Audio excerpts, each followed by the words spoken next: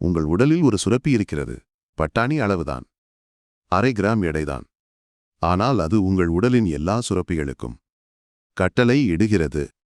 சுவாதிஷ்டானம் காணொளியில் பார்த்தோம். இனப்பெருக்க ஹார்மோன்கள் என்று. அந்த ஹார்மோன்களை யார் சுரக்கச் சொன்னது? இந்த சுரப்பிதான். மணிப்பூரகம் காணொளியில் பார்த்தோம். சிறுநீரக ஹார்மோன்கள் என்று. அவற்றையும் கட்டுப்படுத்துவது யார்? இந்தச் சுரப்பிதான். வெசுத்தி காணொளியில் பார்த்தோம். தைராய்டு உடல் முழுவதையும் ஆட்டுகிறது என்று. அந்த தைராய்டையே ஆட்டுவது யார்? இந்தச் சுரப்பிதான். ஒரே ஒரு சுரப்பி, பட்டாணி அளவு. ஆனால் கீழே இருக்கும் எல்லா சுரப்பிகளுக்கும் இதுதான் தலைமை. இதை சித்தர்கள் அறிந்து இருந்தார்கள். கீழே 5 தெய்வங்கள். அவற்றுக்கு மேலே ஒரு தெய்வத்தை வைத்தார்கள். சதாசிவன். எல்லா வடிவங்களுக்கும் மேலான வடிவம். இதுதான் ஆங்ஞா. 6வது தலம். தலைமை அறை. வணக்கம். குவாண்டம் சித்தர். மூலாதாரத்தில் தொடங்கினோம். கணபதி வீற்று இருக்கிறார். சுவாதிஷ்டானத்தில் மண் கண்டோம். மணிப்பூரகத்தில் நீர் கண்டோம். அநாகதத்தில் நெருப்பு கண்டோம். விசுத்தியில் காற்று கண்டோம். இப்போது கடைசி பூதம் ஆகாயம். வெளி, மண், நீர், நெருப்பு, காற்று, ஆகாயம். 5 பூதங்கள் முடிகின்றன. 6 தளங்கள் முடிகின்றன. போகர் சொல்கிறார். 2 புருவ மத்தியில் என்கிறார். புருவம் என்றால் கண்ணுக்கு மேலே இருக்கும் வளைவு. 2 புருவங்களின் நடுவில் அங்கேதான் ஆஞ்ஞா இருக்கிறது. இதை இன்னும் தெளிவாக சொல்கின்றனர். நெற்றிக்கு மத்தியில் 2 புருவங்களின் நடுவாக அமைந்து இருக்கிறது என்கின்றனர். நெற்றியின் மையம் 2 கண்களுக்கு நடுவில், 2 புருவங்களுக்கு நடுவில் அந்த ஒரு புள்ளி. இப்போது யோசியுங்கள். ஏன் அந்த இடம்? ஏன் கைகளில் அல்ல? ஏன் காலில் அல்ல? ஏன் சரியாக இந்த இடத்தில்? அந்த இடத்தின் சரியாக பின்னால் ஒரு சுரப்பி இருக்கிறது. இதன் பின்னே பிட்யூட்ரி எனும் சுரப்பி அமைந்து உள்ளது என்கின்றனர். புருவ மத்தியின் பின்னால், மூளையின் அடிப்பகுதியில் ஒரு எலும்பு கிண்ணத்தில் பாதுகாப்பாக அமர்ந்து இருக்கிறது. பட்டாணி அளவு, அரை கிராம் எடை. அரை கிராம். ஆனால் இது உடலின் தலைமைச் சுரப்பி. இங்கேதான் இந்த காணொளியின் மிக ஆழமான பகுதி வருகிறது. இந்த வரிசையை மீண்டும் நினைவுக்கு கொண்டு வாருங்கள். சுவாதிஷ்டானம். இனப்பெருக்க சுரப்பிகள். Testosterone, oestrogen சுரக்கின்றன. 5 திசுக்களை உருவாக்குகின்றன. மணிப்பூரகம். சிறுநீரகம் ஒரு நாளில் 180 லிட்டர் இரத்தத்தை வடிகட்டுகிறது. அதன் மேலே அட்ரீனல் சுரப்பிகள் இருக்கின்றன. அவை ஹார்மோன்களை சுரக்கின்றன. அநாகதம். இதயம் ஒரு நாளில் 1,00,000 முறை துடிக்கிறது. ANP ஹார்மோன் சுரக்கிறது. விசுத்தி. தைராய்டு. 20 கிராம் பட்டாம்பூச்சி. உடல் முழுவதின் ஆற்றல் வேகத்தை கட்டுப்படுத்துகிறது. இப்போது கேளுங்கள். தைராய்டு எவ்வளவு ஹார்மோன் சுரக்க வேண்டும்? யார் சொல்கிறது? பிட்யூட்டரி DSH என்ற கட்டளையை அனுப்புகிறது. அட்ரீனல் எப்போது வேலை செய்ய வேண்டும்? அதையும் பிட்யூட்டரி தான் சொல்கிறது. ACTH என்ற கட்டளை. இனப்பெருக்க சுரப்பிகளுக்கும் அதே FSH-LH என்ற கட்டளைகள். புரிகிறதா? கீழே இருக்கும் ஒவ்வொரு சுரப்பியும் வேலை செய்ய மேலே இருக்கும் பிட்யூட்டரி கட்டளை இட வேண்டும். இப்போது சித்தர்கள் என்ன சொன்னார்கள் என்று பாருங்கள். கீழே பிரம்மா, காப்பு விஷ்ணு, அழிப்பு ருத்திரன், அதற்கு மேலே மகேஸ்வரன், எல்லாவற்றிற்கும் மேலே சதாசிவன். ஒரு தெய்வம் எல்லா தெய்வங்களையும் நடத்துகிறது. ஒரு சுரப்பி எல்லா சுரப்பிகளையும் நடத்துகிறது.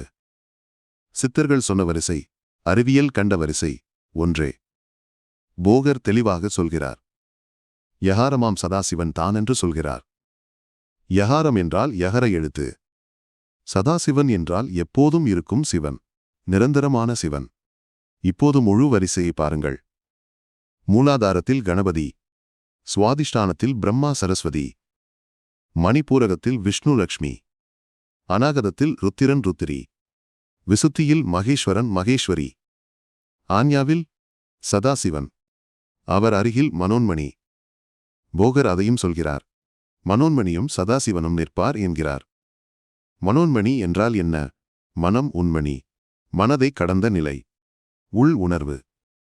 சதாசிவன் ஆள்கிறான், மனோன்மணி அறிகிறாள். கட்டளையும் உணர்வும் ஒரே இடத்தில். இப்போது மிக ஆழமான ஒரு கேள்விக்கு வருகிறோம். மண்ணை தொடலாம், நீரை உணரலாம், நெருப்பை பார்க்கலாம், காற்றை சுவாசிக்கலாம். ஆனால் ஆகாயம், ஆகாயத்தை தொட முடியுமா, உணர முடியுமா, பார்க்க முடியுமா, சுவாசிக்க முடியுமா? முடியாது. ஆனால் ஒன்று யோசியுங்கள். மண் எங்கே இருக்கிறது? வெளியில். நீர் எங்கே இருக்கிறது? வெளியில். நெருப்பு எங்கே எரிகிறது? வெளியில். காற்று எங்கே வீசுகிறது? வெளியில். எல்லாமே வெளியில் இருக்கின்றன. அந்த வெளிதான் ஆகாயம். ஆகாயம் இல்லாமல் மண் இருக்க இடமில்லை. ஆகாயம் இல்லாமல் நீர் ஓட வழியில்லை. ஆகாயம் இல்லாமல் நெருப்பு எரிய வழியில்லை. ஆகாயம் இல்லாமல் காற்று வீச இடமில்லை. 4 பூதங்களும் ஆகாயத்தின் உள்ளே இருக்கின்றன. ஆகாயம் எல்லாவற்றையும் தாங்குகிறது, எல்லாவற்றையும் கொண்டிருக்கிறது. அதேபோல பிட்யூட்ரி இல்லாமல் தைராய்டு வேலை செய்யாது. பிட்யூட்ரி இல்லாமல் அட்ரினல் வேலை செய்யாது. பிட்யூட்ரி இல்லாமல் இனப்பெருக்க சுரப்பிகள் வேலை செய்யாது. ஆகாயம் எல்லா பூதங்களையும் தாங்குவது போல பிட்யூட்டரி எல்லா சுரப்பிகளையும் தாங்குகிறது. முந்தைய தளங்களில் என்ன பார்த்தோம்? சுவாதிஷ்டானம் 4 இதழ், மணிப்பூரகம் 10 இதழ், அநாகதம் 12 இதழ், விசுத்தி 16 இதழ். அதிகரித்துக் கொண்டே போகிறது. 4, 10, 12, 16. அப்படியென்றால் ஆஞ்ஞாவில் இன்னும் அதிகமாக இருக்க வேண்டும். 20, 30. இல்லை, முருகன் சொல்கிறார். சதாசிவத்தில் இதழ்தான் 2 என்கிறார். 2, 16 திடீரென 2க்கு வருகிறது. ஏன்? உங்கள் உடலில் 2 முக்கியமான நாடிகள் இருக்கின்றன. இடது பக்கம் 1, வலது பக்கம் 1. இடா பிங்களா என்று சொல்வார்கள். இந்த 2 நாடிகளும் கீழே இருந்து மேலே ஓடுகின்றன. ஒவ்வொரு தளத்திலும் கடந்து போகின்றன. ஆனால் ஆஞ்ஞாவில் 2ம் ஒன்றாகச் சேர்கின்றன. 2 ஆறுகள் ஒரு இடத்தில் சங்கமிப்பது போல 2 நாடிகள் ஆஞ்ஞாவில் சேர்கின்றன. அதனால்தான் 2 இதழ், 2 நாடிகள் சேரும் இடம். உங்கள் 2 கண்களும் யோசியுங்கள். 2 கண்களால் பார்க்கிறீர்கள். ஆனால் ஒரே ஒரு உருவம் தெரிகிறது. ஏன்? 2 கண்களின் நரம்புகள் மூளையில் ஒரு இடத்தில் சேர்கின்றன. அந்த இடம் பிட்யூட்டரிக்கு அருகிலேயே இருக்கிறது. 2 கண் நரம்புகள் சேரும் இடம், 2 நாடிகள் சேரும் இடம், 2 இதழ்கள் கொண்ட தளம், எல்லாமே 2. 5 எழுத்து காணொளியில் பார்த்தோம். நமசிவாய. அடிவயிற்றில் நகாரம் மண், தொப்புளில் மகாரம் நீர், நெஞ்சில் சிகாரம் நெருப்பு, கழுத்தில் வகாரம் காற்று. இப்போது சிரசதனில் யகாரம் நிற்கும் என்கிறார் முருகன். சிரசம் என்றால் தலை, யகாரம் என்றால் யகரை எழுத்து. தலையில் யகாரம் நிற்கிறது. ந ம சி வ ய. 5 எழுத்துக்கள், 5 தலங்கள், 5 பூதங்கள், ஒரே வரிசை. இப்போது முழுமையாகிறது. ஆனால் இங்கே ஒரு ஆழமான விஷயம் இருக்கிறது. முருகன் ஞானம் 500இல் ஒரு வார்த்தை சொல்கிறார். யகாரம் என்றால் மௌனம் என்கிறார். மௌனம், அமைதி, ஒலியற்ற நிலை. யோசியுங்கள். விசுத்தி காணொளியில் என்ன பார்த்தோம்? வகாரம் காற்றாகி ஓசையாக வெளிவந்தது என்று, காற்று அதிர்ந்து ஒலி உருவாகிறது என்று. அங்கே ஒலி பிறந்தது, இங்கே ஒலி ஓய்கிறது. காற்றில் ஒலி இருக்கிறது, ஆகாயத்தில் மௌனம். விண்வெளியில் ஒலி பயணிக்காது. ஏன்? காற்று இல்லை. ஒலிக்கு ஊடகம் தேவை. ஆகாயத்தில் ஊடகம் இல்லை. அதனால் மௌனம். முருகன் இதைச் சொல்கிறார். யகாரம் மௌனம் என்கிறார். காற்றின் வீட்டில் ஒலி பிறந்தது, ஆகாயத்தின் வீட்டில் ஒலி ஓய்கிறது. விண்வெளி அறிவியலும் அதையே சொல்கிறது. விண்வெளியில் ஒலி இல்லை, ஆகாயத்தில் மௌனம். இப்போது வடிவத்தை பாருங்கள். சுவாதிஷ்டானம் 4 கோணம், 4 பக்கங்கள். மணிபூரகம் பிறை வடிவம். அநாகதம் முக்கோணம், 3 பக்கங்கள். விசுத்தி அறுகோணம், 6 பக்கங்கள். ஆஞ்ஞாவில் வட்டம், வட்ட வடிவான பீடம் என்கின்றனர். வட்டத்திற்கு எத்தனை பக்கங்கள்? எண்ணவே முடியாது. எல்லையில்லாத பக்கங்கள். சதுரம், பிறை, முக்கோணம், அறுகோணம் எல்லாம் ஒரு வடிவம் கொண்டவை. ஆனால் வட்டம், ஆரம்பம் எங்கே? முடிவு எங்கே? இரண்டும் இல்லை. முழுமை. இப்போது போகரின் மிக முக்கியமான ஒரு வரிக்கு வருகிறோம். ஆறுதலம் கிரந்தி எல்லாம் அற்றுப்போகும் என்கிறார். ஆறுதலம் என்றால் ஆறாவது தளம், ஆஞ்ஞா. கிரந்தி என்றால் முடிச்சு. அற்றுப்போகும் என்றால் அவிழ்ந்துவிடும். ஆறாவது தளத்தை அடையும்போது எல்லா முடிச்சுகளும் அவிழ்கின்றன. சித்தர்கள் 3 முடிச்சுகளைப் பற்றி பேசுகிறார்கள். மூலத்தில் ஒரு முடிச்சு, நெஞ்சில் ஒரு முடிச்சு, புருவத்தில் ஒரு முடிச்சு. இவை தடைகள். சக்தி மேலே ஏறுவதை தடுக்கும் கதவுகள். ஆனால் 6வது தளத்தை அடையும் போது எல்லா கதவுகளும் திறக்கின்றன. எல்லா தடைகளும் விலகுகின்றன. அறிவியலில் என்ன நடக்கிறது? பிட்யூட்டரி சரியாக வேலை செய்யும்போது கீழே இருக்கும் எல்லா சுரப்பிகளும் சரியாக வேலை செய்கின்றன. தைராய்டு சரி, அட்ரீனல் சரி, இனப்பெருக்கம் சரி, தலைமைச் சுரப்பி சரியாக இருந்தால் எல்லா முடிச்சுகளும் அவிழ்கின்றன. இப்போது இன்னும் ஆழமாக போவோம். பிட்யூட்டரி எல்லா சுரப்பிகளுக்கும் கட்டளை இடுகிறது என்று சொன்னோம். ஆனால் பிட்யூட்டரிக்கு யார் கட்டளை இடுகிறது? அதற்கு மேலே இன்னொரு பகுதி இருக்கிறது, ஹைப்போதலாமஸ். மூளையின் மிகச்சிறிய ஒரு பகுதி. இது என்ன செய்கிறது? நீங்கள் பயப்படும்போது ஹைப்போதலாமஸ் பிட்யூட்டரிக்குச் சொல்கிறது. பிட்யூட்டரி அட்ரினலுக்குச் சொல்கிறது. அட்ரினலின் சுரக்கிறது. உங்கள் இதயம் வேகமாக துடிக்கிறது. நீங்கள் குளிரில் நிற்கும் போதும் அதே சங்கிலி. ஹைப்போதலாமஸ் சொல்கிறது. பிட்யூட்டரி தைராய்டுக்கு அனுப்புகிறது. உடல் சூடாகிறது. கட்டளைச் சங்கிலி பாருங்கள். மூளை உணர்கிறது. ஹைப்போதலாமஸ் முடிவெடுக்கிறது. பிட்யூட்டரி கட்டளை அனுப்புகிறது. கீழே இருக்கும் சுரப்பி வேலை செய்கிறது. இது ஒரு அரசாங்கம் போல. ஹைப்போதலாமஸ் அமைச்சர் போல. பிட்யூட்டரி செயலாளர் போல. கீழே இருக்கும் சுரப்பிகள் அதிகாரிகள் போல. சித்தர்கள் இதை எப்படி சொன்னார்கள்? சதாசிவன் இங்கே இருக்கிறான், அவனுக்கு மேலே உச்சி. அங்கே சிவன் இருக்கிறான். சிவன் கட்டளை இடுகிறான். சதாசிவன் நடத்துகிறான். கீழே இருக்கும் தெய்வங்கள் வேலை செய்கின்றன. ஹைப்போதலாமஸ் கட்டளை இடுகிறது. பிட்யூட்டரி நடத்துகிறது. கீழே இருக்கும் சுரப்பிகள் வேலை செய்கின்றன. ஒரே அமைப்பு, ஒரே வரிசை. இந்த சுரப்பியின் சக்தி எவ்வளவு பெரியது என்று பாருங்கள். ஒரு குழந்தை பிறக்கிறது. 3 கிலோ எடை இருக்கிறது. 20 வருடத்தில் 60 கிலோ ஆகிறது. யார் வளர வைத்தது? பிட்யூட்டரி. வளர்ச்சி ஹார்மோன் சுரந்தது. இந்த ஹார்மோன் அதிகமாக சுரந்தால் குழந்தை மிக உயரமாக வளரும். 7 அடி, 8 அடி. இதை ஜையண்டிசம் என்கிறார்கள். குறைவாகச் சுரந்தால் வளர்ச்சி தடைபடும். 3 அடி, 4 அடி. இதை துவாரிசம் என்கிறார்கள். அரை கிராம் சுரப்பி. சிறிது அதிகமானால் ஒரு மனிதன் 8 அடி.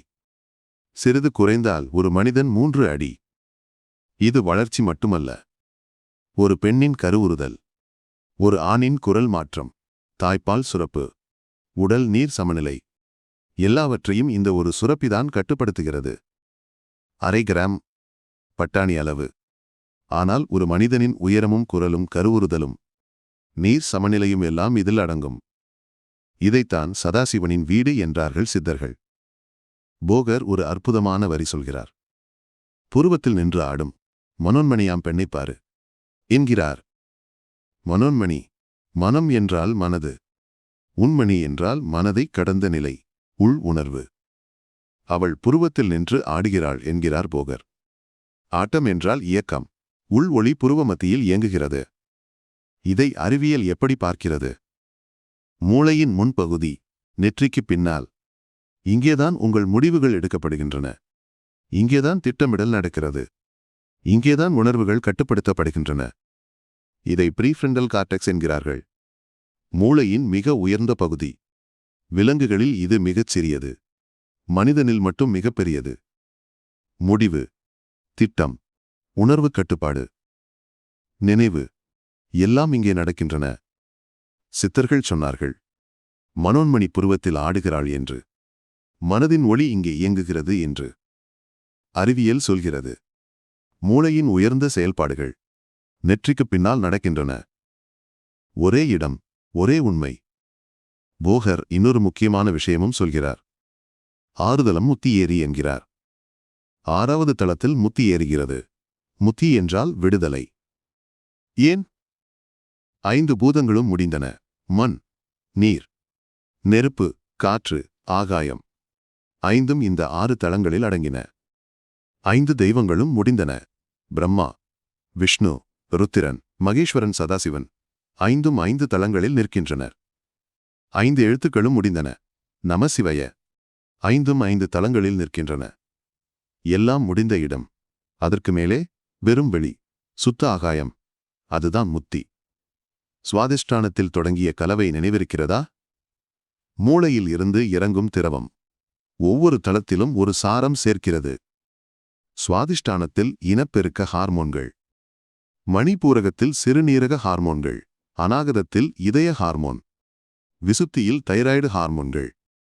இப்போது ஆஞ்ஞாவில் பிட்யூட்டரி ஹார்மோன்கள், வளர்ச்சி ஹார்மோன், புரோலாக்டின், நீர் சமநிலை ஹார்மோன். 6வது சாரம் சேர்கிறது. ஆனால் இன்னும் ஒரு தளம் பாக்கி, உச்சி. அங்கே கடைசி சாரம் சேரும்போது அப்போதுதான் கலவை முழுமையாகும். 3 சோதனைகள் செய்யுங்கள். முதல் சோதனை. உங்கள் கண்களை மூடுங்கள். புருவ மத்தியில் கவனத்தை வையுங்கள். அந்த ஒரு புள்ளியில் மட்டும் நினையுங்கள். என்ன நடக்கிறது? மூச்சு மெதுவாகிறது. இதய துடிப்பு குறைகிறது. மனம் அமைதியாகிறது. ஒரு புள்ளியில் கவனம் செலுத்தும்போது மூளை அந்த ஒரு பகுதிக்கு அதிக இரத்தத்தை அனுப்புகிறது. அங்கே பிட்யூட்டரி இருக்கிறது. அது நேரடியாக தூண்டப்படுகிறது. 2வது சோதனை. இருட்டான அறையில் உட்காருங்கள். கண்களை மூடுங்கள். 5 நிமிடம் அமைதியாக இருங்கள். என்ன தெரிகிறது? கண்கள் மூடியிருந்தாலும் ஒரு லேசான ஒளி தெரியும். ஒரு மங்கலான வெளிச்சம். அது உங்கள் கண்களின் நரம்பு செல்கள். அவை உருவாக்கும் மின்சாரம். கண் மூடி இருக்கும் போதும் நரம்புகள் சமிக்ஞைகளை அனுப்புகின்றன. அந்த சமிக்ஞைகள் ஒளியாக தெரிகின்றன. போகர் சொல்கிறார், புருவத்தில் நின்று ஆடும் மனோன்மணியாம் பெண்ணை பாரு என்கிறார். கண்களை மூடி புருவ மத்தியில் பார்க்கும்போது ஒரு ஒளி தெரிகிறது. அதைத்தான் மனோன்மணி என்றார்கள். மனதின் உள்ளே இருக்கும் ஒளி. 3வது சோதனை. உங்கள் 2 கண்களையும் திறந்து வையுங்கள். ஒரு பொருளை பாருங்கள். இப்போது ஒரு கண்ணை மூடுங்கள். அந்த பொருள் சற்று நகரும். மறு கண்ணை மூடுங்கள். மறுபக்கம் நகரும். 2 கண்களையும் திறந்தால் ஒரே இடத்தில் நிற்கும் 2 படங்கள் ஒன்றாகின்றன. 2 கண்கள் சேரும் இடம், 2 நாடிகள் சேரும் இடம், 2 இதழ்கள் கொண்ட தளம், புருவமத்தி. சுருக்கமாகச் சொல்கிறேன். 1. ஆஞ்ஞா புருவ மத்தியில் இருக்கிறது. சதாசிவனும் மனோன்மணியும் இங்கே வீற்று இருக்கின்றனர். 2. இதன் பூதம் ஆகாயம். ஆகாயம் எல்லாவற்றையும் தாங்குவது போல பிட்யூட்டரி எல்லா சுரப்பிகளையும் தாங்குகிறது. 3. யகாரம் மௌனம். காற்றில் ஒலி இருக்கிறது, ஆகாயத்தில் மௌனம். 4. 2 இதழ்கள், 2 நாடிகள் சேரும் இடம், 2 கண் நரம்புகள் சேரும் இடம். 5. வட்ட வடிவம். முழுமையின் குறியீடு. ஆரம்பமும் முடிவும் இல்லாத வடிவம். 6. நமசிவய முழுமையாகிறது. ந ம சி வ ய. 5 எழுத்துக்கள் 5 தளங்களில். 5 பூதங்கள் 5 தளங்களில். ஒரே வரிசை. மூலாதாரம் முதல் படி. சுவாதிஷ்டானம் மண், மணிபூரகம் நீர், அநாகதம் நெருப்பு, விசுத்தி காற்று, ஆஞ்ஞா ஆகாயம். 6 தளங்கள் முடிந்தன. 5 பூதங்கள் முடிந்தன. 5 எழுத்துக்கள் முடிந்தன. ஆனால் பயணம் முடியவில்லை. 6 தளங்களுக்கு மேலே இன்னும் ஒன்று இருக்கிறது, உச்சி. அங்கே என்ன இருக்கிறது? எல்லா பூதங்களும் கடந்த நிலை, எல்லா எழுத்துக்களும் கடந்த நிலை, எல்லா தெய்வங்களும் கடந்த நிலை. அடுத்த காணொளியில் பார்ப்போம். நன்றி. குவாண்டம் சித்தர்.